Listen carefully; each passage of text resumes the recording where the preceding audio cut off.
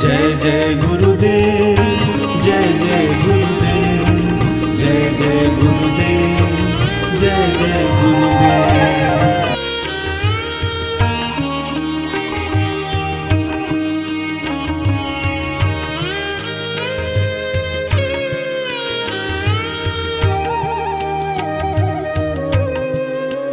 संतो सस्व सोहंग पद साचू, ताते अन्य पदार्थ काचू। संतो सस्व सोहंग पद साचू, ताते अन्य पदार्थ काचू।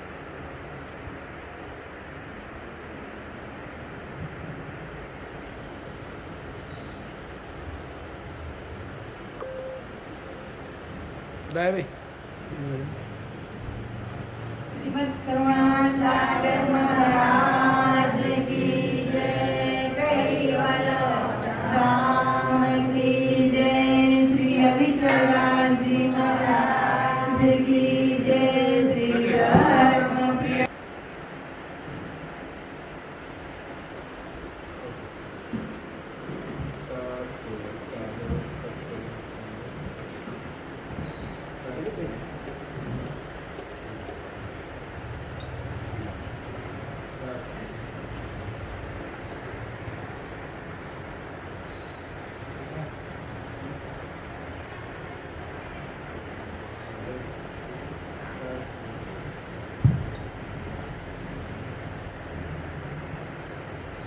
श्रीमद् करुणा सागर महाराज की जय।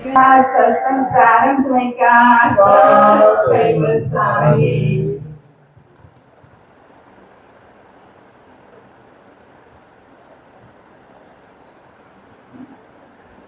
કેવલ હંસો સત કેવલ સાહેબ, આજુબાજુ સૌને સત કેવલ સાહેબ. વિધિવિત પાન શિર પંચમો તહી ઉચરત સ્વસંગે કાટે હું શિવ તહી સમાજ કે ભવન પાવત ભેદ.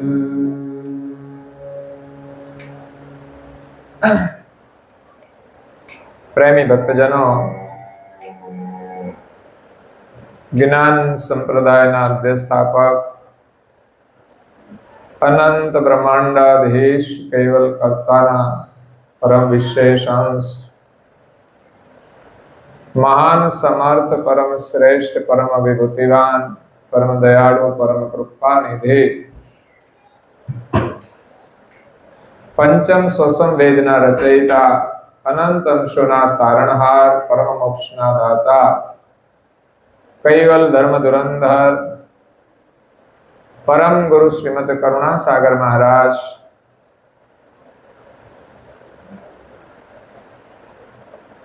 જગતના જીવોનું પરમ કલ્યાણ કરવા માટે,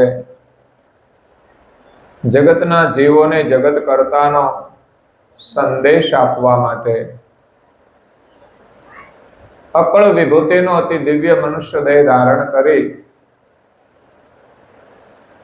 આ વિશ્વની અંદર અંતરિક્ષમાં રહેલા 14 લોક અને પૃથ્વી પર રહેલા 7 દ્વીપોમાં પ્રગટ થયા છે. આ જગતને વિશે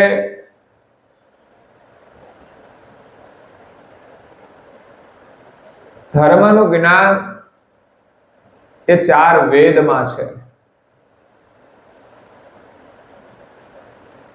કરુણાસાગર મહારાજ 5મો વેદ લઈને આવ્યા છે.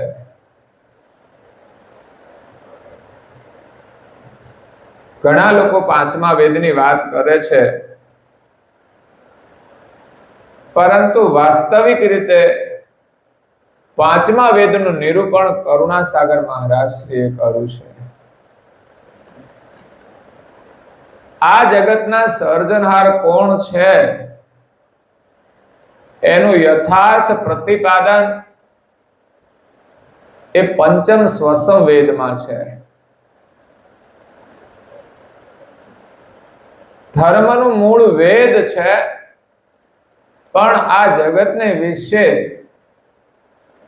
4 વેદ અસ્તિત્વમાં છે.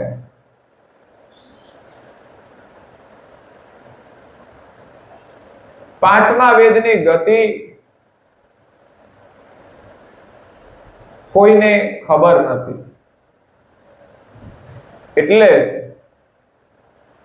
4 જ વેદ માને છે કે 5મો વેદ છે ને એવું પણ માને છે, કોઈ બીજા વાતો કરે છે. પરંતુ પરમ ગુરુ કરુણાસાગર મહારાજ શ્રીએ પંચમ વેદ પ્રગટ કર્યો છે. એના અભ્યાસ ઉપરથી જગતના જીવોને વિશ્વાસ આવશે કે ના, ખરેખર આ 5મો વેદ યથાર્થ છે. 4 વેદની અંદર આ જગતના કર્તા કોણ છે એનું વર્ણન નથી. 4 વેદની અંદર બ્રહ્મનું વર્ણન છે, અને બ્રહ્મમાંથી સૃષ્ટિ આપોઆપ ઉત્પન્ન થઈ છે એવી માન્યતાઓ છે. એમાં અનેક મતાંતરો છે. સૃષ્ટિની ઉત્પત્તિ વિશે એટલે સર્જનહાર વિશે પણ અનેક મતભેદો છે. જ્યારે પરમ ગુરુ કરુણાસાગર મહારાજ શ્રીએ પંચમ સ્વસમ વેદની અંદર આ જગતની ઉત્પત્તિ યથાર્થ રીતે કેવી રીતે થઈ છે એનું યથાર્થ વર્ણન કર્યું છે, ન્યાયિક વર્ણન કર્યું છે, અને એના ઉપરથી આ જગતના સર્જનહાર કોણ છે એ નક્કી થાય છે.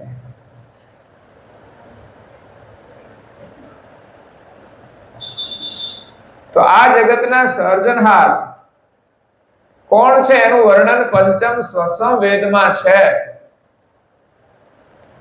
અને એ પંચમ સ્વસમ વેદ દ્વારા આપણે એ માલિકને પામી શકીએ છીએ.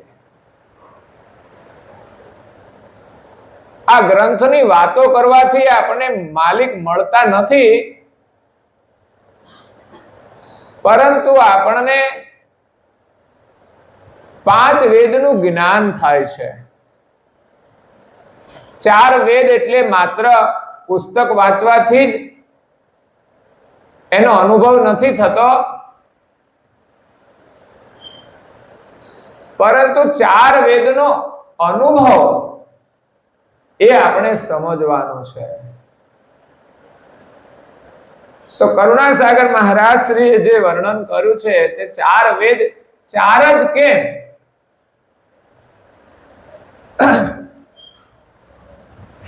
તો કોઈ એમ કહે છે કે પેલા તો એક જ વેદ હતો, એમ બધા એકની અંદર હતું, પણ એના પછી 4 ભાગ કર્યા. તો વાત તો સાચી છે, મૂળ વેદ તો એક જ પંચમ સ્વસમ વેદ છે. એમાંથી આ 4 વેદનું પ્રાગટ્ય થયું છે. 4 વેદ એટલે આપણા પ્રણવમાંથી જે વાણી નીકળે છે એ નાભિએથી મુખે ઉચ્ચાર થાય ત્યાં સુધીના એના 4 વિભાગ પડે છે. એને પરમ ગુરુ 4 વેદ કહે છે. એ 4 પ્રકારની વાણી મૂળ જે પ્રણવમાંથી ઉત્પન્ન થાય છે એ એક વાદમ છે. વાદમ એટલે પ્રણવ, અને એના ઉપરથી વેદ શબ્દ બન્યો છે. અને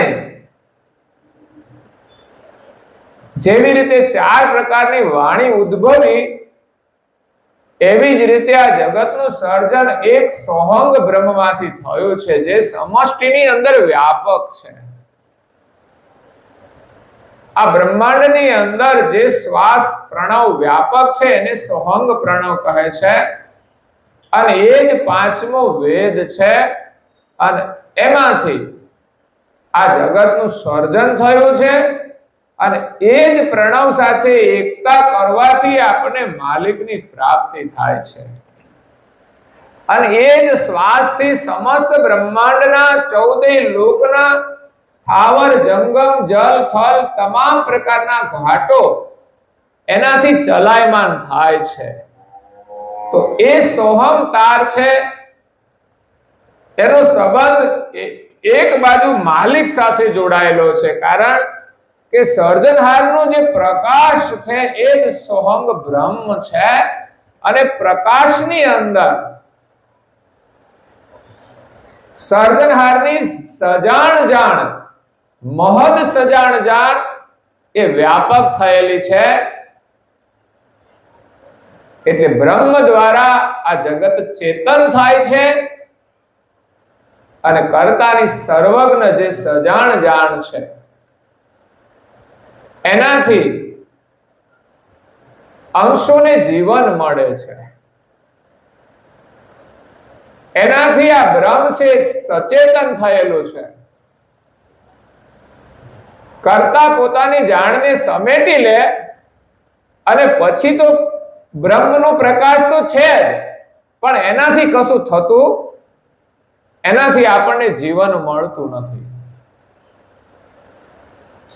એટલે એક છેડો બ્રહ્મનો વ્યાપક હોવા છતાંય એ માલિક સાથે સંબંધ રાખે છે, અને બીજો આપણી સાથે સંબંધ જોડાયેલો છે કે નાસિકાએથી આપણે શ્વાસ લઈ અને આ શરીરને ચલાયમાન કરીએ છીએ.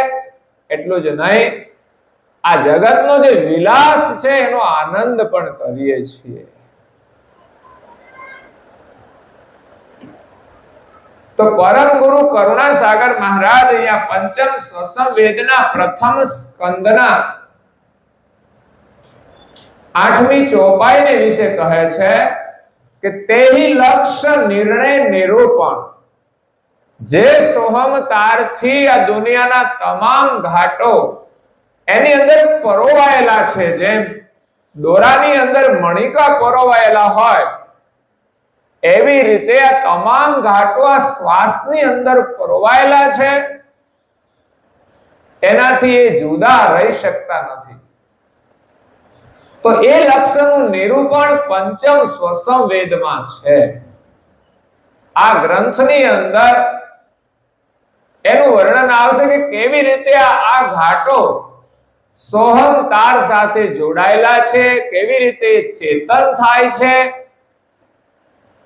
અને વિશ્વના સર્જનહાર એમણે આ જગત કેવી રીતે ઉત્પન્ન કર્યું છે એના ઉપરથી જ જગત કર્તાનો નિર્ણય થાય છે. બાકી પરચા અને ચમત્કાર આપી દે અને આપણે એને સર્જનહાર માની લઈએ તો આ દુનિયામાં પરચા તો છે ને બધા જ આપી શકશે, સાધના કરીને સિદ્ધિ મેળવશે તો બધાની અંદર એ સામર્થ્ય આવવાનું જ છે.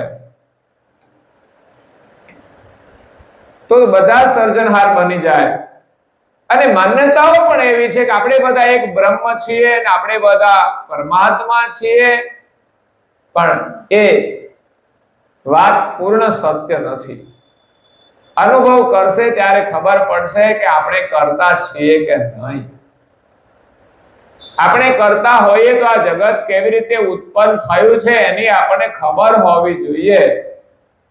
પણ કરુણાસાગર મહારાજ શ્રીએ પોતાના અનુભવ દ્વારા જે પ્રમાણે વર્ણન કર્યું છે એનો અનુભવ આ જગતને વિશે કોઈને નથી, અને એનું પ્રમાણ છે કે એ વર્ણન આજ સુધી કોઈએ કર્યું પણ નથી. એટલે આ પંચમ સ્વસમ વેદની અંદર આ સોહમ જે બ્રહ્મ છે એનું વર્ણન છે, એ જ પાંચમો વેદ છે. ઓર સકલ ઓરલીગમ, બાકી બધી આ બાજુની વાતો કરી છે. 4 વેદની અંદર જે વર્ણન છે એ નિરંજનથી ઉત્પન્ન થયેલું જે જગત છે, પ્રકૃતિ, 3 ગુણ, 3 ગણ અને જે વિસ્તાર થયો એનું પણ આમ જોવા જઈએ તો પૂર્ણ વર્ણન તો છે જ નહીં. પણ છતાં 4 વેદની અંદર જે વર્ણન છે એ જગત પક્ષનું છે. મતલબ જગતના જે સર્જનહારે જગતની રચના કરી છે એને ક્રત કહેવાય. એ ક્રતનું વર્ણન છે. અને એથી થોડું આગળ જઈએ ને તો બ્રહ્મ છે, અક્રત છે, એ બ્રહ્મનું વર્ણન પણ કરેલું છે કે સર્વત્ર વ્યાપક બ્રહ્મ છે. પણ આ જગતના કર્તા કોણ છે એનું વર્ણન 4 વેદની અંદર નથી. તો પાંચમો વેદ અહીંયા પરમ ગુરુ કહે છે કે વિધિ વિતપન શ્રી પંચમો તેહી ઉચ્ચરત સ્વસમ વેદ. વિધિ એટલે બ્રહ્મા. બ્રહ્માએ પોતાના 5મા મુખથી આ પંચમ સ્વસમ વેદનો ઉચ્ચારણ કરતા હતા. જે 5મો વેદ એ આ જગતનું વિત્ત છે. એ સહીર ગતિવાળું બ્રહ્મ છે. એ 5મો વેદ છે. એની અંદર અદ્ભુત સામર્થ્ય છે. જગતનું સર્જન કરવાનું સામર્થ્ય એ 5મા વેદમાં છે, જેમાં કર્તાની જાણ સમાયેલી છે. કારણ કે કર્તાની જાણ વગરનું બ્રહ્મ જડ છે. એટલે કૈવલ કર્તાની જાણ જે બ્રહ્મની અંદર સમ્મિલિત છે એ સોહંગ બ્રહ્મ 5મો વેદ છે. અને એ જ વેદનું ઉચ્ચારણ બ્રહ્માજી પોતાના 5મા મુખથી કરતા હતા.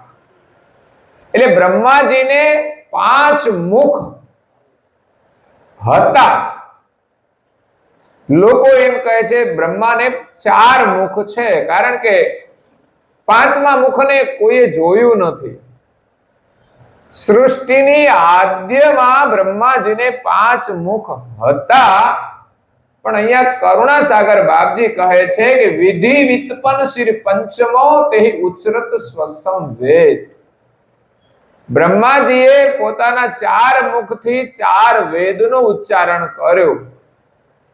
અગર તો એમ પણ કહેવામાં આવે છે કે 4 દિશામાં મુખ રાખીને, પૂર્વ દિશામાં રાખીને ઉચ્ચારણ કર્યું, એમાંથી ઋગ્વેદ થયો. પછી બીજી દિશામાં રાખીને યજુર્વેદનું ઉચ્ચારણ કર્યું. ત્રીજી દિશામાં મુખ રાખીને સામવેદનું વર્ણન કર્યું, અને ચોથી દિશામાં મુખ રાખીને એમણે અથર્વવેદનું ઉચ્ચારણ કર્યું. એટલે બ્રહ્મા એક, આપણા જેવા ગણીએ દેહધારી તો એક મુખ, પણ એની ગતિ અલગ અલગ હોય તો એને 4 મુખ કહેવામાં આવે છે. અને 5મા મુખથી જે ઉર્ધ્વ ગતિ કહેવાય કે ઉપરની તરફ, જો શરીરની આકૃતિની દ્રષ્ટિએ 4 દિશાના 4 મુખ ગણવામાં આવે છે. અને દેવોની દેવી શક્તિ હોય તો એવી આકૃતિઓ પણ સંભવ છે. બધાને વિશેની આકૃતિ ના બને. બ્રહ્માની પ્રજા થઈ, એમાં કોઈને 2 મુખ નથી, પણ બ્રહ્માને ગતિની દ્રષ્ટિએ પછી એની આકૃતિ માનવામાં આવતી હોય છે. જેમ તમે જુઓ તો અહીંયા હનુમાનજી છે, એમનું મુખ અલગ છે. ગણપતિ છે, એમનું મુખ અલગ છે. પણ એમાં બહુ આપણે સંશય કરવાની જરૂર નથી. આપણે આપણી સાથે સરખાવીએ ને કે ભાઈ આપણે માણસનું મુખ હોય તો આપણા માથે હાથીનું મુખ તો બેસે જ નહીં ને. એ આપણા માથે ના બેસે, ગણપતિના માથે બેસે, કારણ કે દેવ છે. હનુમાનજીનું મુખ બંદરનું મુખ છે, એને પૂંછ છે. તો માણસની દ્રષ્ટિએ તો માણસને તો કોઈ પૂંછ છે, પણ વિજ્ઞાન એમ કહે છે હતું પૂંછડું, પણ જરૂર નહોતી ને, પછી ધીમે ધીમે કટ થઈ ગયું એમ કહે છે. તો એ માન્યતા બહુ સાચી નથી, પણ હનુમાનજીને હતું એ તો માનવું પડશે આપણે, કારણ કે એ કોઈ સામાન્ય અવતાર નહોતા. એટલે એમાં આપણે બહુ સંશય નહીં કરીએ, પણ આપણે તો એના કાર્યથી જ મતલબ છે. તો અહીંયા બ્રહ્માજીને 5 મુખ હતા, 4 દિશાના 4 મુખ, અને 5મું ઉપર તરફ. ઉપર તરફનો મતલબ એવો છે કે એ મુખમાંથી નીકળતી જે વાણી છે ને એ ઉર્ધ્વ ગતિની હતી, પંચમ વેદની હતી, એટલે એને ઉર્ધ્વ મુખ કહેવામાં આવે છે. આપણે આ જ મુખથી જો ઉર્ધ્વ મુખની વાણી બોલીએ ને તો એ પણ એક 5મું મુખ જ છે. જે ગતિનું ઉચ્ચારણ કરીએ એ પ્રકારનું મુખ બને છે. ઘણા લોકો નથી કહેતા માણસને 2 મોઢા છે, આ બાજુ બોલે ને આ બાજુ બોલે. તો આ 2 મોઢા છે ને, મોઢું તો એક જ છે, મુખ તો એક જ છે, પણ બોલવાનું 2 બાજુ હોય તેને 2 મુખ કહેવામાં આવતા હોય. એવી રીતે બ્રહ્માજી આ જગતની રચનાનું ભિન્ન ભિન્ન વર્ણન કર્યું, અને 4 વેદનું ઉચ્ચારણ કર્યું 4 મુખથી. તો કરુણાસાગર બાપજી એમ કહે છે કે કાટેહુ શિવ તેહી સમજતે ભવ નહીં પાવત ભેદ. કર્તાએ પોતાના શુદ્ધ સંકલ્પથી સૌપ્રથમ નિરંજનની ઉત્પત્તિ કરી. નિરંજનથી આદ્ય શક્તિ ઉત્પન્ન થઈ, અને નિરંજન અને આદ્ય શક્તિના સંબંધથી બ્રહ્મા, વિષ્ણુ, મહેશ, સાવિત્રી, ઉમિયા અને લક્ષ્મી, આ 3 દેવો અને 3 દેવીઓ ઉત્પન્ન થયા. આમ તો જો કે ખટ દેવો ઉત્પન્ન થયેલા છે. બ્રહ્મા, વિષ્ણુ, મહેશ, શેષ, મેઢક અને કૂર્મ, આ 6 દેવો ઉત્પન્ન થયા છે. પણ ગુણ પ્રધાન 3 દેવો છે, બ્રહ્મા, વિષ્ણુ, મહેશ. તો જે આદ્ય શક્તિથી આ બ્રહ્મા ઉત્પન્ન થયા ત્યારે એને 5 મુખ હતા. 4 મુખથી 4 વેદનું ઉચ્ચારણ કરતા હતા. અને પાંચમા મુખે પાંચમા વેદનું ઉચ્ચારણ થતું હતું. તો અહીંયા પરમ ગુરુ કહે છે કે બ્રહ્માજીને વિશે પ્રજાની ઉત્પત્તિ થતી હતી, મનુષ્યની ઉત્પત્તિ થતી હતી. વિષ્ણુ સત્વગુણ હતા પ્રધાન, એટલે એમને કોઈ પ્રજા નહોતી, એને કોઈ પ્રજા ઉત્પન્ન કરવાની ચાહના જ નહોતી. જ્યાં ચાહના ના હોય, ઈચ્છા ના હોય, ત્યાં પ્રજાનો વિસ્તાર થતો નથી. પણ સત્વગુણ પ્રધાન હોય તો જ એ ચાહના ન રહે. અને તમોગુણ પ્રધાન શિવજી હતા, જેમાં બંને ઈચ્છા હતી, સત્વગુણ પણ હતો અને રજોગુણ પણ હતો. તો રજોગુણથી એમને ત્યાં બે સંતાન થયા, એમાંના એક ગણપતિ અને એક કાર્તિક સ્વામી હતા. પછી એને આગળ કોઈ પ્રજા થઈ નહીં, કારણ કે થોડા સંસારમાં રહ્યા એટલે સંતાનની પ્રાપ્તિ થાય, પણ પછીનો સમય એને વિશેષ સ્મશાનની અંદર રહીને સમાધિમાં રહ્યા, એટલે એને યોગ કર્યો. એટલે જગતને એમણે યોગનો સંદેશ આપ્યો છે. અને તમોગુણ પ્રધાન હતા, તો તમોગુણ હોય ને તો જ આપણે યોગ કરી શકીએ. હા, તમોગુણથી યોગ થાય છે, કારણ કે તમોગુણના કારણે જ આ સંસારના સુખનો અભાવ આવે છે અને એનો ત્યાગ થાય છે. એટલે તમોગુણ જરૂરી પણ છે. તમોગુણથી સાધના થાય છે. એટલે પ્રજાનો વિસ્તાર બ્રહ્માને વિશે થયો. એમાં સૌપ્રથમ 4 સનકાદિક થયા. સનક, સનંદન, સનક, કુમાર, એમ 4 નામો આપ્યા છે.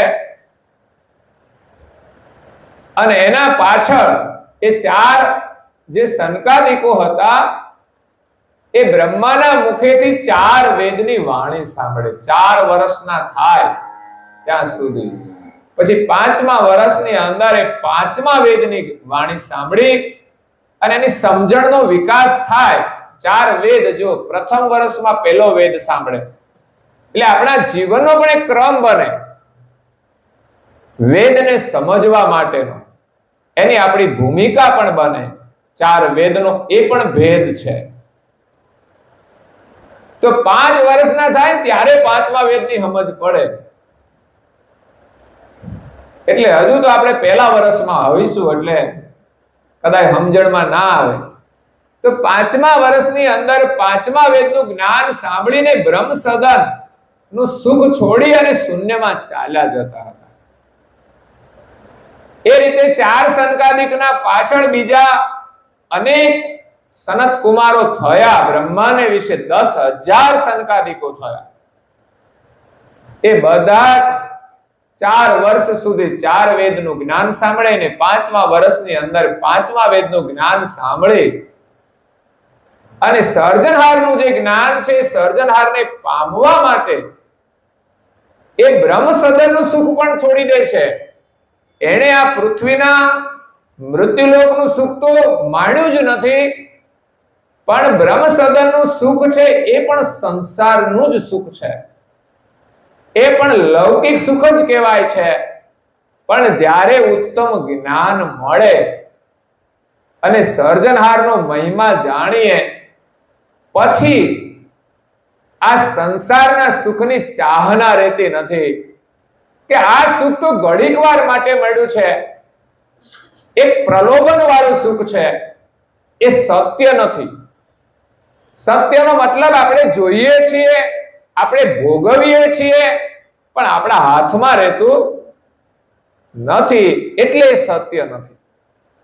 એટલે આ સુખ આપણે જીવનભર ભોગવીશું તો અંતે તો આપણે દુખી થઈને જ જવાનું. શરીરનું સુખ. એ જ રીતે બ્રહ્મ સદનનું સુખ પણ શરીરનું જ છે. એટલે સનકાદિકોએ 5મા વેદનું જ્ઞાન સાંભળી, સર્જનહારનો મહિમા જાણી અને બ્રહ્મ સદનનું સુખ છોડીને શૂન્યમાં તપ કરવા માટે નીકળી ગયા. એટલે સૃષ્ટિનો વિસ્તાર આગળ વધતો નથી. આકાશવાણી થઈ કે સૃષ્ટિનો વિસ્તાર આગળ કેમ વધતો નથી, આ આકાશવાણી આદ્ય પુરુષ નિરંજને કરી છે. જે નિરંજન પુરુષ પણ સર્જનહારની શોધમાં તપ કરવા નીકળી જ ગયા છે, પણ છતાંય કરતાએ એને આ સૃષ્ટિના વિસ્તાર માટે આદ્ય પુરુષ તરીકે એને ગતિ આપી છે. એટલે સંપૂર્ણ એ સૃષ્ટિને છોડીને જઈ શકે ને. આ સર્જનહારને ઓળખવા માટે, એને પામવા માટે એ તપ કરે છે, પણ એ સૃષ્ટિને છોડીને જઈ ના શકે. એટલે સૃષ્ટિનો વિસ્તાર કરવાની જવાબદારી પણ એની બને છે. એટલે એમણે વાણીનો વિસ્તાર કર્યો. હા, એ સ્વયં આવતા નથી, પણ એ કાર્ય 3 દેવોને સોંપેલું છે, 3 દેવીઓને સોંપેલું છે અને આદ્ય શક્તિને સોંપેલું છે. એટલે આકાશવાણી નિરંજને કરી કે સૃષ્ટિનો વિસ્તાર આગળ કેમ વધતો નથી. ત્યારે ખબર પડી કે બ્રહ્માનું જે 5મું મુખ છે ને, એમાંથી જે વાણી નીકળે છે ને, એ સાંભળીને જ બધા એના સંતાનો એ શૂન્યમાં ચાલ્યા જાય છે. એટલે સૃષ્ટિનો વિસ્તાર આગળ વધતો નથી. તો એ બ્રહ્માના 5મા મુખનું છેદન કરવામાં આવ્યું. શિવ કાટેવું શિવ તે સમજતે. એટલે આકાશવાણી સાંભળી અને વિષ્ણુએ બ્રહ્મા પાસે આવીને જોયું કે આ બ્રહ્માના જે સંતાનો છે એનાથી સૃષ્ટિનો વિસ્તાર આગળ વધવાનો છે, પણ 5મા વેદની વાણી સાંભળીને બધા ચાલ્યા જાય છે. ત્યારે એને એમ થયું કે હવે આ જે 5મું મુખ છે ને, એની વાણી બંધ કરવી પડશે. અગર તો એને કાપવું જ પડશે, કારણ કે બંધ થાય એવું નથી. પાછું આપણે કહીએ કોઈને ભાઈ બંધ થાવ ને બોલવાનું, પણ ના થાય બંધ. આપણે બંધ ના થઈએ તો પછી એ તો બ્રહ્માજી છે, અને આવું સારું બોલવાનું તો કોઈ બંધ કરે? મને જ કોઈ બંધ કરવાનું કે તો હું નહીં બંધ થતો ને.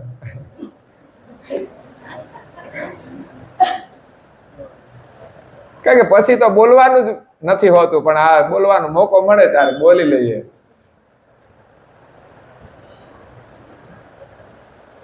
એટલે બ્રહ્માનું જે 5મું મુખ છે એની વાણી બંધ કરવા માટે કે જો એનું મસ્તક છેદવામાં આવે ને તો બંધ થાય. એટલે આપણું ગળું જો હુકાઈ જાય ને તો બંધ થાય, નહીં તો બંધ થાય.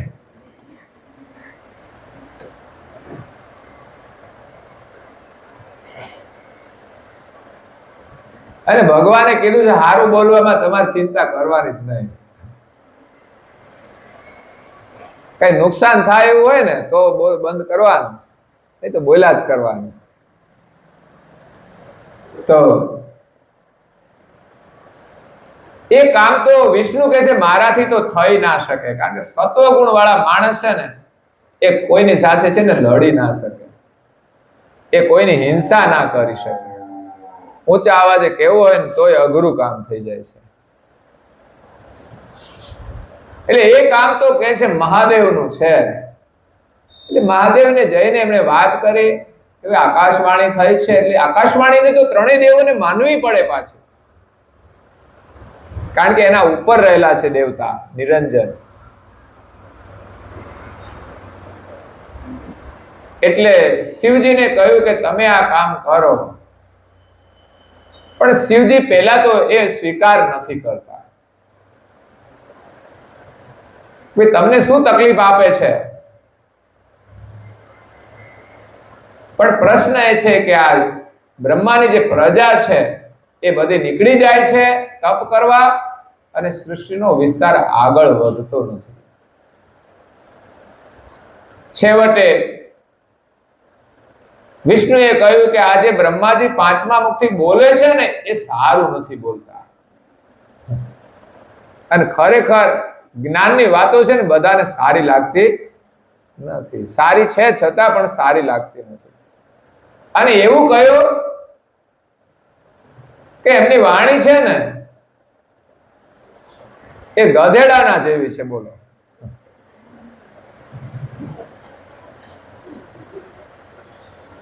પણ જે ગધેડા હોય ને એમને એવી દેખાય, બાકી તો કોઈ કે તો એ કઈ એવી થઈ જવાની નથી. પણ આપણે એને બંધ કરવું હોય ને તો આપણે પછી ટીકા કરીએ, એમ કહેવાનો મતલબ કે સારું નથી એમ કરીએ તો જ બંધ થાય ને. એટલે એને કહેવામાં આવ્યું કે આ ગર્ધવ જેવી વાણી છે, એટલે તમે એનું છેદન જ કરો. અને પછી તો શિવજી તમો ગુણ છે ને, એટલે ગુણ આવે એમાં, એટલે પછી કામ કરી નાખે. ઘણી વખત લોકો હોપારી નથી આપતા કે આ તમારે કરી નાખવાનું છે, એટલે કરી નાખે, એના પ્રભાવમાં આવી જાય. એમાં વિષ્ણુની વાતમાં આવીને શિવજીએ એ બ્રહ્માના 5મા મુખનું છેદન કર્યું. જો કે એને બિલકુલ અજ્ઞાનતાની અંદર નથી કર્યું. એક તો આકાશવાણી થઈ છે અને સૃષ્ટિનો વિસ્તાર આગળ વધારવાના માટે એમણે બ્રહ્માના 5મા મુખનું છેદન કર્યું. એટલે 5મા વેદની વાણી હતી એ બંધ થઈ ગઈ અને આગળ જતા એનો લોપ થઈ ગયો. કાટે હું શિવ તેહી સમજતે ભવ નહીં પાવત ભેદ. જગતના જીવો એના ભેદને જાણતા નથી કે આ 5મો વેદ શું છે અને એનું જ્ઞાન છે, એનો અનુભવ શું છે. જગતને વિશે માત્ર 4 વેદ રહ્યા અને એના જ જ્ઞાનને દરેક ધર્મના લોકો જાણે છે, કારણ કે બધા જ ધર્મ 4 વેદમાંથી આવ્યા છે. પછી ક્રિશ્ચિયન હોય, ઇસ્લામ હોય, યહૂદી હોય. કરુણાસાગર મહારાજશ્રીએ વર્ણન કર્યું છે કે અથર્વ વેદમાંથી આ 4 ઓલિયા પુરુષો આવ્યા, પૈગંબરો, અને એમણે 4 પરંપરા શરૂ કરી. એટલે એક જ વેદના જ્ઞાનમાંથી એમણે આ પોતાના ધર્મની સ્થાપનાઓ કરી છે. બીજા તો બાકી રહી જાય છે. મૂળ 4 વેદ છે અને 4 થી પણ આગળનો પાછો સૂક્ષ્મ વેદ, પંચમ સ્વસમ વેદ, એની ગતિ તો આ જગતમાં જે લોપ થયા પછી કોઈના અનુભવમાં નથી આવી. અને થોડો સંકેત થયો હોય ને તો પરમ ગુરુ કહે છે કે કબીર સાહેબને થયો છે. એટલે એમણે આ દુનિયાના મતથી થોડો અલગ મત સ્થાપિત કર્યો છે. એ પોતાને પરમેશ્વર માનતા નથી. અહમ બ્રહ્મ માનતા નથી. તો અહીંયા શિવજીએ 5મા વેદનું છેદન કર્યું, 5મા મુખનું છેદન કર્યું. એ પંચમ સ્વસમ વેદનું જ્ઞાન આપણે સાંભળીએ છીએ. એમાં દિવ્ય પરમ ગુરુ કહે છે, જો પાવહી બાવા પેદયેવ, જો પાવહી બાવા પેદયેવ, રહતા નહીં કોવા સજ્જતિ પાંગયા જ્ઞાન વિનો જીવ પરત નહીં. શિવજીએ સમજીને જ 5મા વેદનું છેદન કર્યું, અને ન કર્યું હોત તો કરતા માલિકે અસંખ્ય અંશોનું સર્જન કર્યું છે. એ બધા જ આ જગતને વિશે આવત તો એ 5મા વેદનું જ્ઞાન સાંભળીને પાછા શૂન્યમાં ચાલ્યા જાય. પણ જગત કરતાએ જે જગતની રચના કરવાનો સંકલ્પ કર્યો છે એ અદ્ભુત જગતની રચનાનો કોઈને પણ ખ્યાલ આવત. જે આજે આ બધું જોવા મળે છે ને કે માલિકે કેવું સુંદર બનાવ્યું છે, અદ્ભુત બનાવ્યું છે, અકળ ગતિવાળું બનાવ્યું છે, એ તો અહીંયા આવ્યા એટલે ખબર પડી. અનુભવ ત્યારે થયો, નહીં તો શું ખબર પડે સીધા બ્રહ્માને ત્યાં જન્મ લઈ અને પાંચમા વેદનું જ્ઞાન સાંભળીને ચાલ્યા જાય તો આ જગતની રચનાનો આપણને ખ્યાલ આવત નહીં. અને આ રચનાને જોઈને જ આપણે જગત કર્તાને પામવાના છે કે આ જગતનો બનાવવા વાળો કેવો છે. તો સૃષ્ટિની આદ્યમાં પાંચમા વેદનું છેદન થયું અને જો ન થયું હોત તો કોઈ અજ્ઞાની ના રહે, અને અજ્ઞાની ના રહે તો પછી આ જગતની અંદર કોઈ ફંદની અંદર ફસાત, એટલે ફસાયા તો છે બધા, તો આપણને એમ થાય કે આ બધું ફસાવા માટે કર્યું છે. પણ હકીકતમાં જગતને આપણે જોવું હોય તો જગતમાં જવું તો પડે ને પહેલા.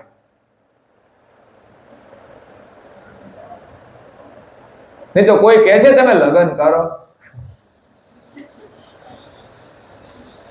પણ કરે તો ખબર પડે ને. એને એમ કે આ બધા જો ને લગ્ન કરીને એ મજા કરે છે, ગાડીઓમાં ફરે છે ને સેલ્ફી લઈને ફોટા શેર કરે. આપણે કોની જોડે ફરે છે સેલ્ફી લઈને ફોટા પાડીશું? એટલે એને ઈચ્છા થઈ જાય કે આપણે એવી મોજ કરીએ, પણ પડે ત્યારે ખબર પડે. એમાં જગતમાં આવે તો ખબર પડે. અને ફંદમાં ફસાયા વગર જ બીનું ફંદે ભવ ફારગત લહત પરમપદ સોય. સીધા જ આપણને પરમપદ મળી જાય, મહેનત વગર મળી જાય ને તો જગત કર્તાનો મહિમા આપણને ના સમજાય કે જગત કર્તાની અંદર જગતનું સર્જન કરવાનું કેટલું સામર્થ્ય છે એ ખબર ના પડે. આ તો જગતમાંથી આવીને હવે જઈએ તો ખબર પડે કે માલિક કેટલા સામર્થ્ય વાળા છે. હે કરુણાના કરનારા, તારી કરુણાનો કોઈ પાર નથી. હે સંકટના હરનારા, તારી કરુણાનો કોઈ પાર નથી. આ જગતમાં સંકટ છે, દુઃખ છે, પણ એના હરનારા એ છે. આપણે એના શરણમાં જઈએ તો કામ થાય, નહીં થાય એવું નથી. આગળ ઘણા મહાપુરુષોએ ભક્તિ કરી ત્યારે મુશ્કેલીઓ બહુ જ આવી, પણ અંતે તો બધી મુશ્કેલીઓમાંથી છૂટી ગયા છે.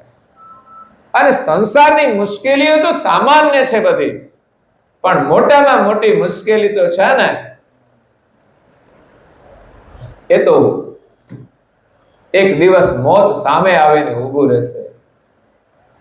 એ મોટી મુશ્કેલી છે. ફરી પાછું જન્મવાનું અને ફરી પાછું મરવાનું, એ મોટું દુઃખ છે. કોઈને મરતા જોઈએ તો આપણને એમ થાય કે આ કેટલું બધું દુઃખ છે. દુઃખ તો બધા દુઃખ જ હોય છે, પણ છતાં એ છે ને ચાલ્યા જાય છે, રહેતા નથી. પણ મરવાનું દુઃખ છે ને બહુ મોટું છે. જ્યાં સુધી પરમ ગુરુની કૃપા નહીં થાય ત્યાં સુધી આ દુઃખમાંથી આપણે છૂટીશું નહીં. એટલે જગતની આદ્યમાં જ પાંચમો વેદ છે સાંભળીને બધા જીવો ચાલ્યા જાય તો એક જ સાથે બધાનો મોક્ષ થઈ જાય. પછી તો આ બધાની સાથે આનંદ કરવાનો આપણને મોકો જ ના મળે. અત્યારે જેમ આ બધો સમૂહ ભેગો થયો છે એ આપણને લાભ ના મળે. હરખી રીતે રહેતો કઈ વાંધો જ નથી, પણ એ તો કાવા દાવા કરે છે એટલે તકલીફ થાય છે. બાકી ભગવાને તો જગત સરસ બનાવ્યું છે, ક્યાંય તકલીફ જ ના પડે. કંપની વાળા ગાડી બનાવે તો સારી જ બનાવે ને સારા માટે જ બનાવે, પણ હવે લોકો પીન ચલાવે તો થાય શું? વિચાર કરો. નશામાં આવીને ચલાવે તો શું થાય? એમ આપણે બધાય છે ને થોડો થોડો તો પીધો જ છે, અને હજુ પીએ જ છીએ. પેલો તો પ્રગટ છે, પણ માયાનો છે, પણ એ પણ એક નશો જ છે. એમાં નશામાં આપણે કંઈ કરીએ છીએ ને એમાં બહુ મુશ્કેલીઓ થાય છે ઘરમાં. તો એક સાથે બધાનો મોક્ષ થાય તો આ જગતનો વિસ્તાર ન થાય, વૃદ્ધિ ન થાય, તો પછી આ જગત નો ખેલ છે એ આપણને જોવા ના મળે. બીનું વૃદ્ધિ ઉત્પન્ન વિશ્વ હી કો કરહી કિલાસ. જો જગતનો વિસ્તાર આગળ ના વધે તો આ જગતનો વિસ્તાર થાય નહીં. અને કો કરહી કિલાસ, તો પછી આ જગતનો આનંદ કોણ કરે? જગતમાં માત્ર દુઃખનો જ આનંદ છે એવું નથી. જગતની અંદર જો આપણે ધર્મનું પાલન કરીએ તો ધાર્મિક આનંદ પણ છે. કોઈ આધ્યાત્મિક સાધના કરે તો આધ્યાત્મિક આનંદ પણ છે. અને શરીર સુખને સત્ય માનીને એ આનંદ કરે છે તો એ આનંદ પણ છે. એ આનંદમાં માણસ ધર્મને સાથે રાખીને ચાલે ને તો બહુ વાંધો નથી. પણ જેટલો માણસ ધર્મને ભૂલે છે એટલી જ સમસ્યાઓ આવે છે. કુદરતના નિયમ અનુસાર મનુષ્ય જીવે ને તો આ શરીરમાં નખમય રોગ નથી એમ કહે છે. આયુર્વેદના સિદ્ધાંત પ્રમાણે માણસ ખાનપાન કરે. આજે આપણે બધું ભૂલી જ ગયા છીએ. શું ખાવું, ક્યારે ખાવું, કેટલું ખાવું, કઈ જ જ્ઞાન નથી રહ્યું. આપણને તો જે મળે આપણે ઝાપટીએ છીએ. ગમે ત્યારે આપો ને તોય ખાય છે, અને ગમે એટલું આપો ને તોય લોકો ખાય છે. એમ કે છે ઓક્ટ્રોય નાકા સુધી આવી જાય ત્યાં સુધી લોકો ખાય. એટલે એના જ આ વિપરીત પરિણામો છે. અને બીજું, આરોગ્ય બહારના વાતાવરણથી પણ બગડે છે. અને ત્રીજું, આરોગ્ય માણસે કરેલા કર્મ પ્રમાણે પણ બગડતું હોય છે. એટલે એક જ કાર્ય સાથે આપણા શરીરનો સંબંધ નથી જોડાયેલો, અનેક પ્રકારે જોડાયેલો છે. પણ આપણે એને જોવા જઈએ ને તો આપણી કઈ બુદ્ધિ પહોંચે એવું છે નહીં. પણ જેટલી સમજણ હોય એ પ્રમાણે આપણે જીવીએ અને જે પરિસ્થિતિ આવે એનો ઉપચાર કરતા જઈએ અને એને સ્વીકારીએ.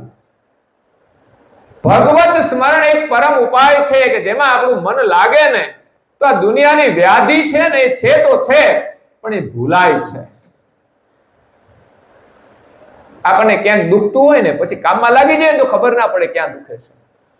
એવો અનુભવ એક સામાન્ય દુઃખમાં થાય છે.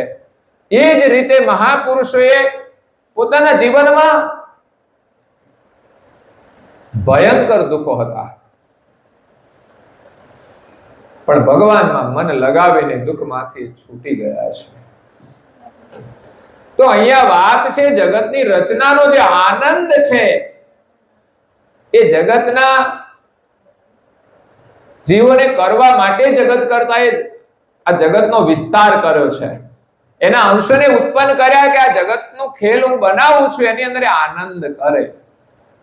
જેમ દરેક માતા પિતા પોતાના બાળકોને આનંદ કરવા માટે રમકડા લાવે, પછી એનાથી થાય એટલી મહેનત કરતા હોય છે. ઘર બનાવી દે, છોકરાને મહેનત ના કરવી પડે એટલો પ્રયાસ કરતા હોય છે. પણ પછી છોકરા સરખી રીતે ચાલે તો જ એ સુખી થાય છે. એમાં જગત કરતા એ જગત બનાવ્યું છે એ અંશોના આનંદ માટે. પણ પાંચમા વેદનું જ્ઞાન સાંભળીને સીધા જ જો નીકળી જાય તો પછી આ જગતનો જે ખેલ છે ને એ કરતા એ જે લાંબા સમય સુધી ચલાવવા માટે બનાવ્યો છે એ ચાલે નહીં. નિજ કરતા ઇતિહાસ. આ જગતની રચના એ કર્તાનો એક ઇતિહાસ છે. આપણે પણ જીવન જીવીએ અને સારું જીવીને જઈએ ને તો એનો પણ એક ઇતિહાસ બનતો હોય છે.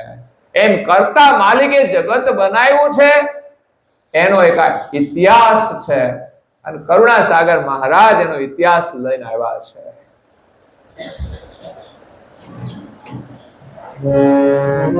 તાહિત નિગમ નિજ પંચમો ઈશ્વર રખે હો દુરાય આપને સ્વાર્થ લગન કો રાખે હું દેવ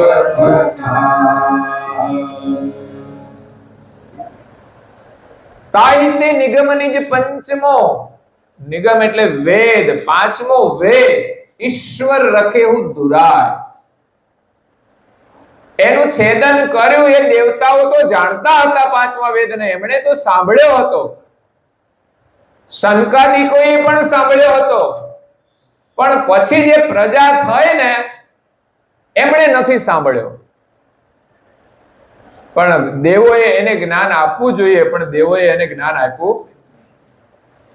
પછી એનો વિસ્તાર આગળ ન થયો. એટલે સમય જતા બ્રહ્માજી તો સ્વયં ઉચ્ચાર કરતા હતા. ભલે પાંચમું વેદનું મુખનું છેદન થઈ ગયું, પણ એ પાંચમા મુખ સિવાય પછી વાત નહીં થતી હોય કદાચ. એ ગતિ પછી ધીમે ધીમે લોપ થઈ ગઈ. પાંચમું મુખ એટલે ગતિ છે પાંચમા મુખની, પાંચમો દેહ છે, પરમ કારણ દેહ. એ દેહથી જ આપણે ઉપરામ થઈ શકીએ, એ ગતિનું વર્ણન કરી શકીએ. પણ એ ગતિનું વિસર્જન થાય, એનું છેદન થાય, પછી આપણે જાણતા હોઈએ ને તો પણ ઘણીવાર નથી કરી શકતા. ક્યારેક સારી સ્થિતિમાં આપણે જે કામ કર્યું હોય ને એ પછી સમય જતા આપણે નીચે ઉતરી જઈએ ને તો આપણે જાણતા હોઈએ પણ એ અનુભવ નથી કરી શકતા. એમ અહીંયા બ્રહ્માજીએ પાંચમા વેદની વાણી બોલવા છતાંય એને પણ વિસર્જન થયું છે.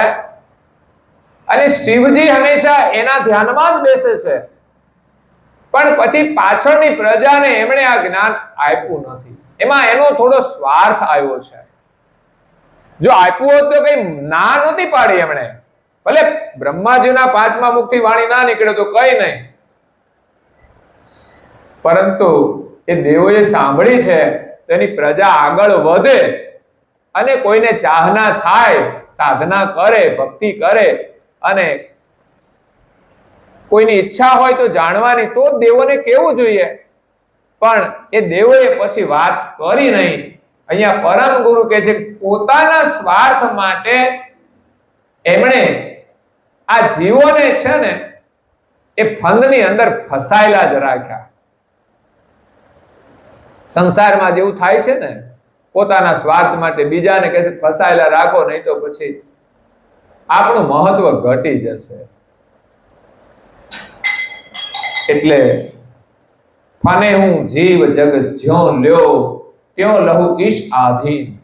જગતના જીવો આ સંસારની અંદર ફસાયા એટલે પછી બધા સર્જનહારને તો જાણતા નથી. જાણે છે તો આ બ્રહ્માંડના જે દેવતાઓ છે એને જાણે છે.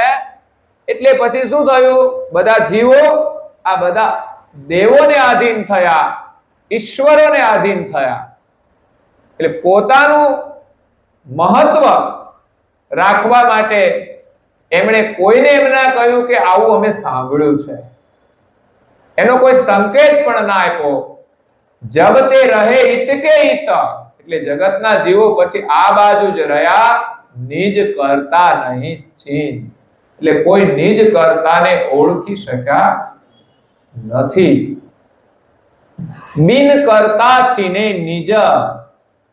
પછી બ્રહ્માને વિશે મનુ નામનો પુત્ર થયો અને શત્રુપા નામની કન્યા થઈ. એ બ્રહ્માની જ પ્રજા હતી, બંનેનો સંબંધ જોડવામાં આવ્યો. કારણ કે આ દેવી પ્રારંભ હતો, સૃષ્ટિનો પ્રારંભ હતો. એક જ બ્રહ્માની પ્રજા હોવા છતાં એનો સંબંધ જોડવામાં આવ્યો અને પછી એનાથી વિસ્તાર આગળ વધતા ધીમે ધીમે સૃષ્ટિનો, મનુષ્ય સૃષ્ટિનો વિસ્તાર એકમાંથી અનેક થયા. પછી ઋષિ મુનિઓએ આ વર્ણાશ્રમની પરંપરાઓ બાંધી અને સમાજની એક વ્યવસ્થા કરી. કારણ કે બ્રાહ્મણ, ક્ષત્રિય, વૈશ્ય અને શૂદ્ર આ ચાર ભેદ કેમ પડ્યા? તો કે એમાં કોઈને ભેદ કર્યો નથી, પણ દરેકનું જે કર્મ હતું એને આધીન એને વર્ણ તરીકે માનવામાં આવતા હતા. એટલે પછી જે વર્ણ હોય એના એવા સંસ્કાર હોય છે. બ્રાહ્મણનું કાર્ય કરે તો એ બધા જ બ્રાહ્મણ છે. આજે ભલે ગમે ત્યાં જન્મા હોય, પણ જો એ બ્રાહ્મણના કર્મ કરે ને તો એ બ્રાહ્મણ કહેવાય છે. પરંતુ કર્મ પ્રમાણે એને વર્ણ માનવામાં આવ્યા છે. પછી લોકો વર્ણ પ્રમાણે કર્મ નથી કરતા. આજે ઉચ્ચ વર્ણના લોકો પણ નીચ કર્મ કરે છે, તો પછી એને ઉચ્ચ વર્ણ કહેવાય? ખાલી કહેવાના ઉચ્ચ વર્ણ, પણ કર્મથી તો એ નીચ થઈ જાય છે. એટલે દરેકના કર્મ પ્રમાણે આ વર્ણના ભેદ પડ્યા છે. એટલે જેના ઊંચા વિચારો હોય એના સંબંધો ઊંચા વિચારો સાથે થાય તો એ સંબંધો ચાલે છે. પણ ઊંચા વિચાર વાળો માણસ કોઈ નીચા વિચાર વાળા જોડે સંબંધ જોડે ને તો એ ચાલતો નથી. એટલે આ સમાજની વ્યવસ્થા માટે આ વર્ણાશ્રમ છે. બાકી કોઈ ભેદભાવ રાખવાનો નથી કે આ વર્ણનો છે તો એની સાથે આમ ના થાય. આ ખોટું કોઈ કામ કરતું હોય તો આપણે એની સાથે જોડાવું ના જોઈએ. પરંતુ કોઈ વર્ણ ભેદથી આપણે એમના પ્રત્યે નફરત ના રાખવી જોઈએ. દરેક વર્ણની અંદર સારા લોકો છે અને દરેક વર્ણની અંદર જૂઠા લોકો પણ છે. એટલે કોઈ પણ વર્ણ હોય એમાં સારા લોકો હોય એની સાથે આપણે સંબંધ રાખવો જોઈએ. સંબંધ જોડી પણ શકાય છે. એટલે પછી આ સૃષ્ટિનો વિસ્તાર આગળ વધ્યો. પણ કોઈ જગત કરતાને જાણતા નથી. જીવ ગતિમતિ વિષયાનંદ, જીવોની મતિ અને એની ગતિ કેવી થઈ ગઈ તો કે વિષયના આનંદ વાળી, ઇન્દ્રિયોના સુખ વાળી બની ગઈ. બસ આ જ સુખ છે. સારું ખાવાનું મળે, સારું બધું જોયા કરો, પ્રદર્શન કરો, તો એ જ આનંદ એને સત્ય માની લીધો. ઈશ્વર જગત સદૈવ. અને પછી જગત કરતાને ભૂલીને આ જગતના જે દેવતાઓ છે એનું ભજન સ્મરણ કરતા રહ્યા. તો આજે શરદ પૂર્ણિમા છે. શરદ પૂર્ણિમા આમ તો ગઈકાલે ગઈ છે, રાતની હોય એટલે આજે પૂર્ણિમા છે. પણ આસો સુદ પૂર્ણિમાને આપણે શરદ પૂર્ણિમા કહીએ છીએ. અને શરદ પૂર્ણિમાનો એક વિશેષ મહિમા રહ્યો છે. આજે જેઠોલીમાં જે દર પૂર્ણિમાએ આપણે આવીએ છીએ, સત્સંગનો લાભ લઈએ છીએ અને પ્રસાદી લઈએ છીએ, તો કદાચ એકાદ પૂર્ણિમા ગઈ હશે તો ગઈ હશે, નહીં તો પહેલી પૂર્ણિમાથી જ અમારા હર્ષદભાઈ, મણિભાઈ પંચાલ પરિવાર તરફથી આ દર શરદ પૂર્ણિમાની ભોજન પ્રસાદીની સેવા આપવામાં આવે છે. એટલે આજે એક પૂર્ણિમાનો મહિમા છે. અને એમનો એક નાનો દીકરો હતો, નાની ઉંમરમાં એ મૃત્યુ થયું. એમની એક દીકરી છે અત્યારે. તો દીકરાના મૂળની એક દીકરી છે, તો એમના માટે પરમ ગુણની સેવા એ મહત્વની છે. એટલે એ સદગત આત્માને તો શ્રદ્ધાંજલિ છે જ, પણ સાથે સાથે વર્તમાનની અંદર એ પરિવારના માટે આ પરમ ગુણના એક વિશેષ આશીર્વાદ છે. શરદ પૂર્ણિમાના સત્સંગનું મહત્વ છે. આમ તો દર પૂર્ણિમાના સત્સંગનું મહત્વ છે. આપણે ત્યાં પૂર્ણિમા એ બધા જ વ્રતોની અંદર શ્રેષ્ઠ છે. પણ આપણું વ્રત એ માત્ર ઉપવાસથી પૂર્ણ નથી થતું. ઉપવાસથી વ્રત કરીએ છીએ, પણ એકલા ઉપવાસથી વ્રત પૂર્ણ નથી થતો.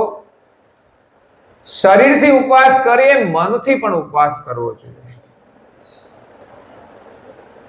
જેમ શરીરથી રોજ આપણે અનાજ ખાઈએ છીએ અને વ્રત હોય એ દિવસે આપણે અનાજ ખાતા નથી, તો મનથી આપણે જ્યારે વ્રત કરવાનું હોય ત્યારે રોજ તો થોડું ઘણું જૂઠું બોલી લેતા હોઈએ, પણ પૂનમના દિવસે બોલવું જોઈએ. રોજ તો કંઈ ખાઈ લેતા હોઈએ જૂઠું. જૂઠું ઘણી વખત ખવાતું હોય છે. અનીતિનું આવે ને તોય જૂઠું કહેવાય. પછી જમવાનું સારું ના હોય તો પણ જૂઠું કહેવાય, અને એક થાળીમાં 2 જણા ખાય ને તોય જૂઠું કહેવાય. ઘણા લોકોનો બહુ પ્રેમ હોય ને તો એક થાળીમાં ખાતા હોય છે. ખાવ નહીં તો વાંધો નહીં, પણ રેજો એક થાળીમાં. સમજ્યા? ખાવાની જરૂર નથી. ખાવું એ તો એક પ્રદર્શન કહેવાય. એટલે ઘણી વાર મંદિરમાં આવીને કોઈ કરે ને તો અમે કહીએ તમારે ઘરે કરજો, પણ અહીંયા છે ને તમે જુદી જુદી થાળીમાં ખાવ ને તો સારું, નહીં તો બધાને ચેપ લાગશે પાછો. બધા ખાતા થઈ જાય તો મુશ્કેલી થઈ જશે. એટલે આ કલ્ચર અમારે વધારવું નથી.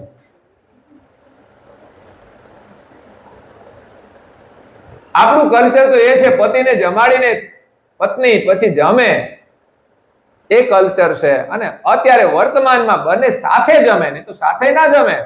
ગડબડ હોય તો એને કે તમે જમી લો પછી આમ ખાવ શાંતિથી.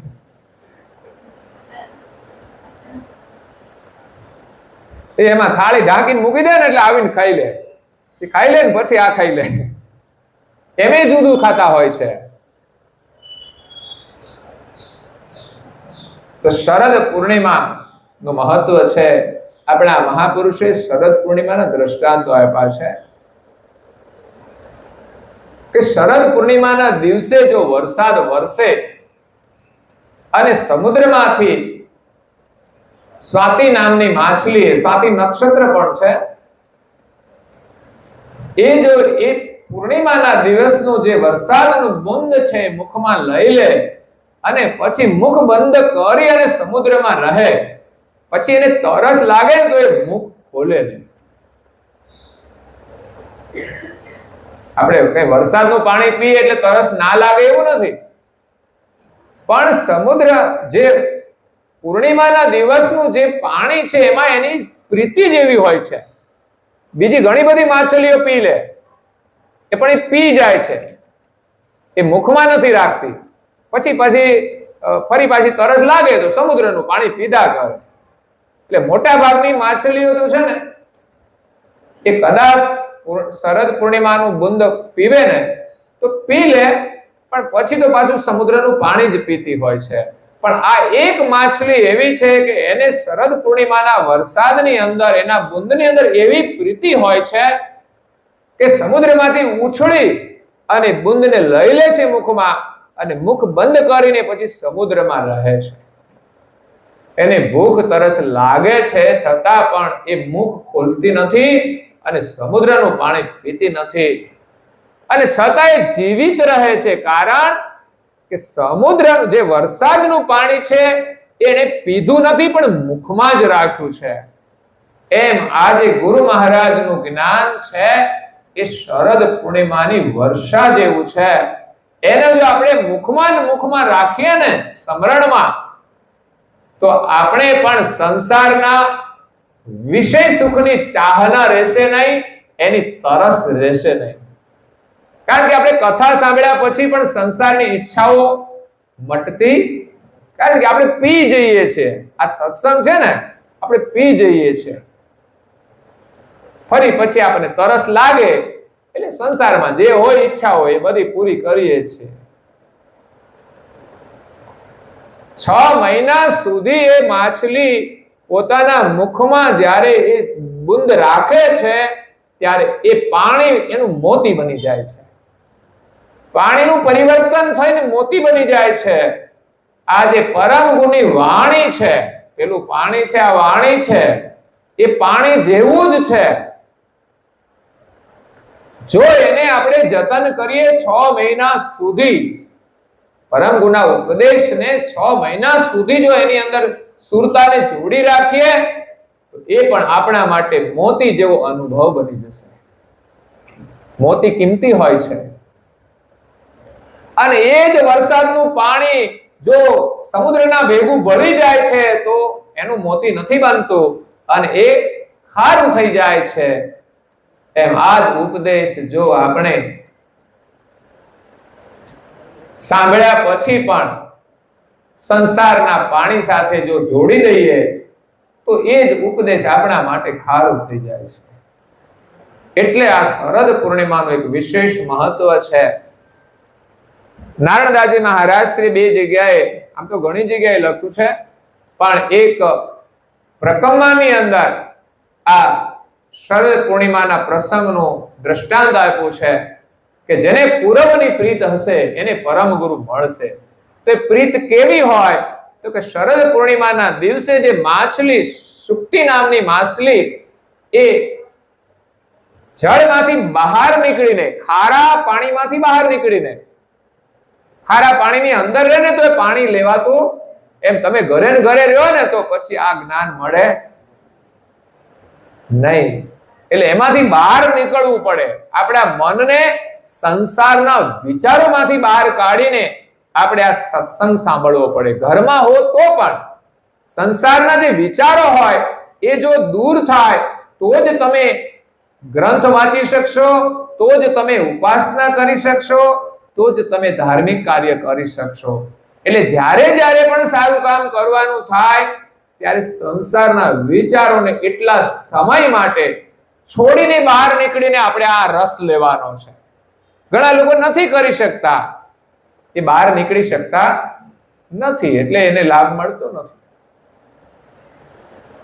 એટલે માછલી ની જેમ આપણે પરમ ગુરુના ઉપદેશને આપણા જીવનમાં ગ્રહણ કરવાનો છે અને એનો અનુભવ કરવાનો છે. પરમ ગુરુના એક એક વચનો છે, એની અંદર જે અનુભવ છે એ આપણે કરવો હોય તો મિનિમમ 6 મહિના સુધી તો એનું નિરંતર આપણે સ્મરણ કરવું પડે. એ રીતે આ શરદ પૂર્ણિમાનું મહત્વ છે. પંચમ સસંવેદ ગ્રંથનું જે જ્ઞાન છે એ આજે આપણે શ્રવણ કર્યું છે.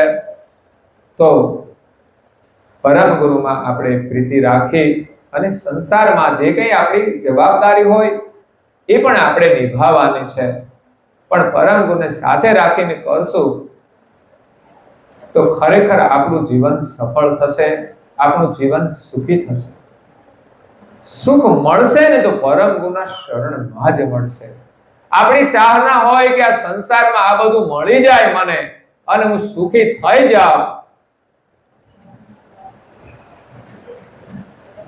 પરંતુ એની કોઈ ગેરંટી નથી. આપણી માન્યતાથી આપણે સુખ માનીએ અને સમય જીવન પૂરું થઈ જાય છે, પણ પછી સુખ તો છેલ્લે મળતું જ નથી. છેલ્લા દિવસે તો ઓ બાપા ઓ માળી કરીને જવા. જો જીવનમાં સાચું સુખ મળ્યું હોય ને તો છેલ્લા દાડે એ દિવસ ના આવે. એ પ્રસન્નતાથી ભગવાનનું નામ લેતા લેતા શરીરને છોડી દે અને કદાચ મુક્તિ ન મળે ને તો ફરી એને ઉત્તમ માનવ જીવન મળે, સદગુરુનું સાનિધ્ય મળે. જેટલું સુખ છે ને ભગવત સ્મરણથી જ મળશે. સત્સંગ, સેવા, સંયમ. સંત તુલસીદાસજી મહારાજે જે ભજન બનાવ્યું છે એની અંદર આ બધી વાતો લખી છે. સમય નથી, આપણે એટલે વધારે ગાતો નથી, 1 કલાક થઈ ગઈ છે એટલે.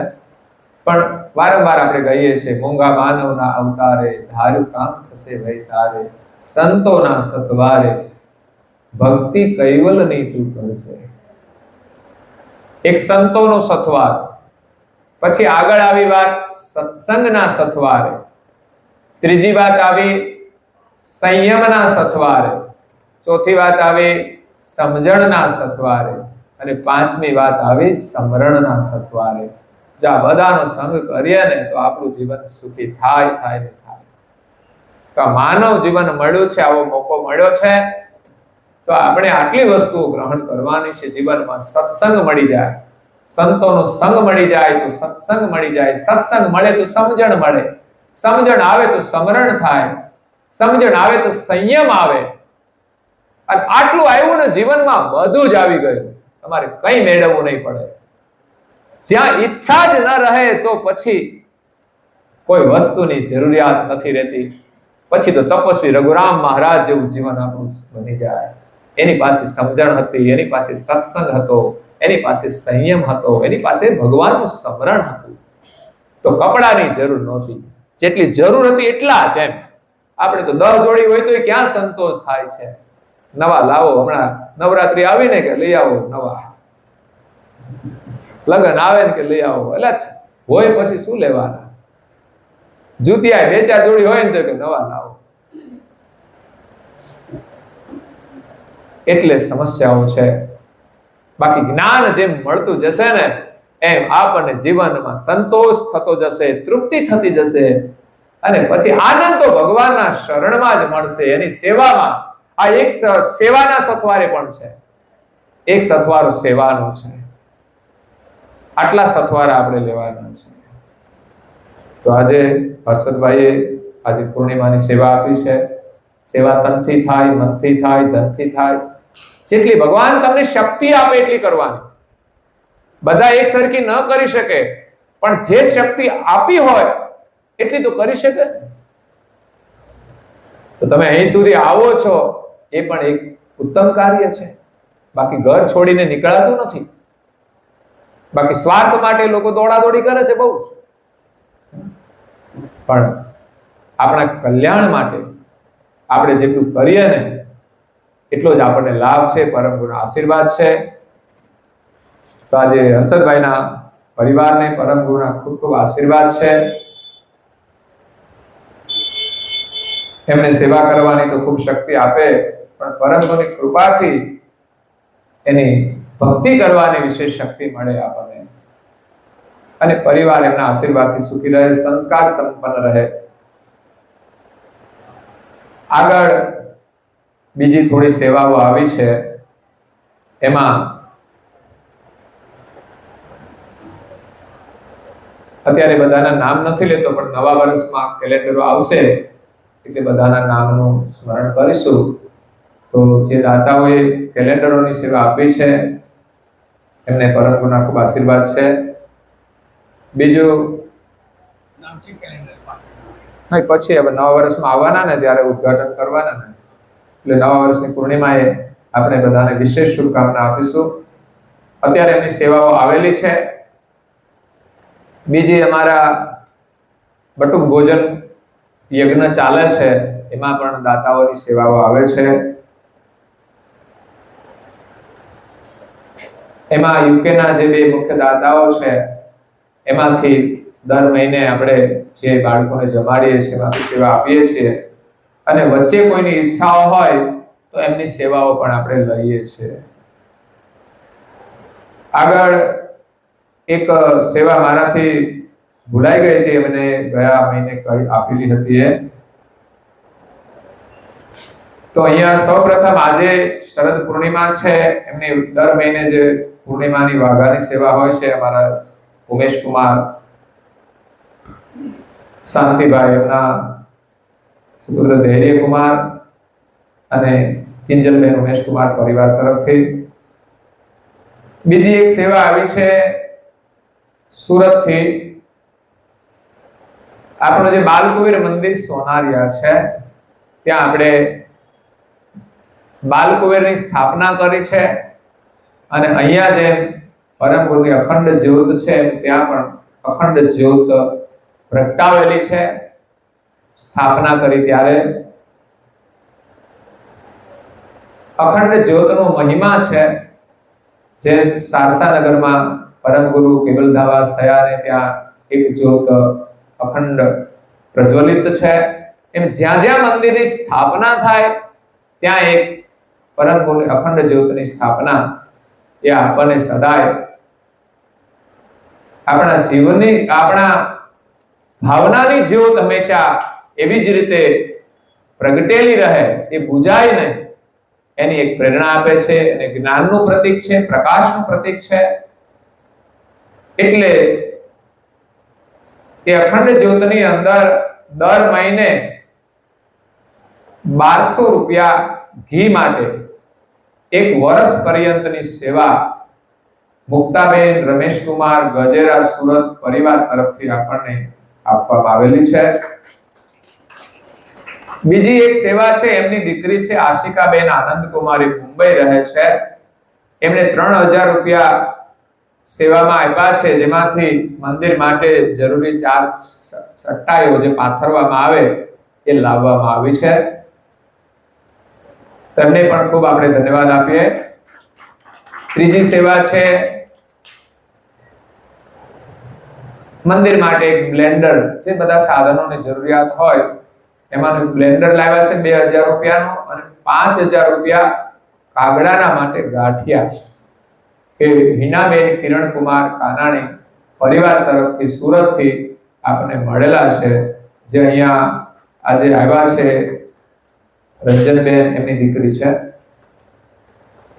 પછી આગળની સેવા છે કરુણાબેન સુરેશકુમાર ડોબરિયા, જે દીકરી ભણવા માટે યુએસએ ગઈ છે અને થોડી કામે લાગી છે, તો એમાંથી થોડું એમણે અહીંયા મોકલીને 5000 રૂપિયા મંદિર માટે જરૂરી વસ્તુ માટે, એમાં હમણાં આપણે બાળકોને બટુક ભોજન કરીએ છીએ તો મોટું રસોડું બનાવવાનું હોય તો મોટા વાસણોની જરૂર પડે છે, એટલે એમાં 15 લીટરનું કુકર છે, બીજા 4-5 જરૂરી સાઈઝના તપેલા છે, એવું બધી વસ્તુઓ 5000 ની સેવામાંથી એમણે બધું લીધું છે. અને એક 500 રૂપિયા કૃપાબેન સુરેશભાઈ ડોબરિયા તરફથી એમણે એક નોકરીમાં શરૂઆત કરી હતી, એમાંથી એમણે મને મોકલાવેલા હતા.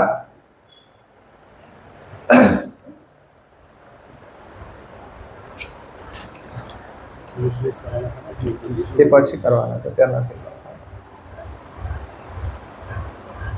તો બસ આ સેવાઓ છે. સિવાય કોઈની રહી જતી હોય તો હું તો પાછળ ફરી પૂનમ આવશે એનું પુનરાવર્તન કરી દઈશું. ક્યારેક ક્યારેક રહી જતું હોય છે, કોઈ આપેલું હોય મને યાદ કરાવવાનું, કંઈ પણ ભૂલાઈ જતું હોય. જો અમારા ભાઈ આવ્યા છે, કેવું નામ આપણું, જીવાભાઈ, એમણે ગુરુ પૂનમે મને ચેક આપેલો 3000 નો, પણ હજુ મળતો નથી. આજે એમણે કહ્યું ત્યારે મને ખબર પડી કે ચેક આપ્યો, તો મને ખબર જ નથી. હવે ક્યાં ગયો ભગવાન જાણે, કોઈના હાથમાં આવી જાય તો એને લોટરી લાગી જશે. બાકી તો ગયો, પણ એના ખાતામાંથી પૈસા નથી ડિસ્કાઉન્ટ થયા, એટલે એમણે મને કહ્યું કે તમે પૈસા ચેક આપ્યો તો પણ પૈસા ડાઉન નહીં થયા. મેં કીધું હવે ક્યાંય બહુ કામમાં બધી વસ્તુઓ બહુ જાજી પડી હોય, એમાં ક્યાં ગયો છે ખબર નહીં. તો કંઈ કામ ભૂલાઈ જાય તો યાદ કરાવજો. કોઈના જો આપણે આ રણમુક્ત ભજનાવલી ચાલે છે, એના નામોની યાદી છે, કોઈ આપવા હોય ને કદાચ કંઈ નામ રહી ગયું હોય તો પણ જણાવજો. એ પણ આપણે છપાવવાનું કામ શરૂ કરીએ છીએ. એમાં પણ બધાએ ખૂબ સહયોગ આપ્યો છે. દાતાઓને પણ ખૂબ ધન્યવાદ આપું છું. નામો આવશે બધા પુસ્તિકાની અંદર. અને મેં વિચાર્યું છે કે જે દાતાઓએ યોગદાન કર્યું છે બધાને એક પુસ્તિકા સપ્રેમ ભેટ આપવી. આપણને જરૂરથી વધારે મળ્યું એટલે એમ થયું કે ચાલો હવે પહેલો અધિકાર તો એમનો જ છે, એટલે પ્રસાદી રૂપે એ યોગદાન મળ્યું છે એમાંથી જ બધાને એક પુસ્તિકા પ્રસાદી રૂપે મળશે ને બાકીના લોકોને 50% કિંમતમાં એ પુસ્તિકા પ્રાપ્ત થશે. અને ભજનનો લાભ આપણે વધારે લેવાનો છે કે આવો મોકો આપણને નહીં મળે. આ પુસ્તિકામાં તો સેવા લોકોએ આપી છે, પણ આપણે એનો ઉપયોગ વિશેષ કરવાનો છે કે આપણી જે આ ભજનની પરંપરા છે જીવંત રહે. ભાઈઓ અને બહેનો બધા સાથે મળીને આ ભજનોનો લાભ લે. તો અહીંયા આપણે કથાને વિરામ આપીએ છીએ. અસ્તુ સત્કેવલ સાહેબ. आद्य सुप्रस्वराज करुणेश करिवकता की स्वामी महाराज की जय. श्री बालकुल महाराज की जय. श्री परम गुरु श्री सागर महाराज की जय. द्वितीय गुराचार्य श्री नानदास जी महाराज की जय. तृतीय गुराचार्य श्री बलदेवदास जी महाराज की जय. चतुर्थ गुराचार्य श्री भगवान दास जी महाराज की जय. पंचम गुराचार्य श्री प्रयागदास जी महाराज की जय. षष्ठम गुराचार्य श्री शीतलदास जी महाराज की जय. सप्तम वीराचार्य श्री अविजयदास जी महाराज की जय. भावी अष्टम वीराचार्य श्री धर्मप्रियदास जी महाराज की श्री सुबसंतन की श्री सुबदेवन की श्री ज्ञान संप्रदाय की श्री गुरुगंज सारसापुरी की जय. श्री कैवल धाम की कथा सत्संग पूर्णावती समय का कैवल स्वामी Jai